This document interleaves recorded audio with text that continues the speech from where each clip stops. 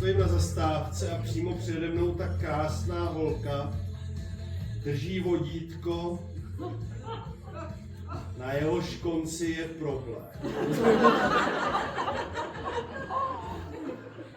Ty jsi mi rozšlápl psa? Takový ten miniaturní pes, čivavý krvavou tlamu má otevřenou, oči vyvalený. No to nerozdejchá. Já se vám strašně omlouvám. To snad není možný. Já se vám strašně omlouvám. No to snad není možný. Já se vám strašně omlouvám. To snad není možný. Jsou situace, ve kterých dialogy váznou. A když se nemůžete podívat do knížky.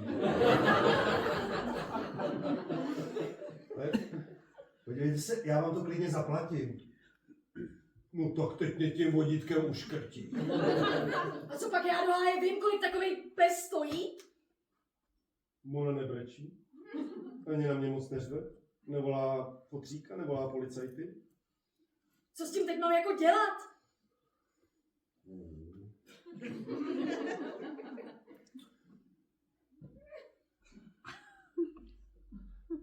Já myslím, že by to chtělo igelitku.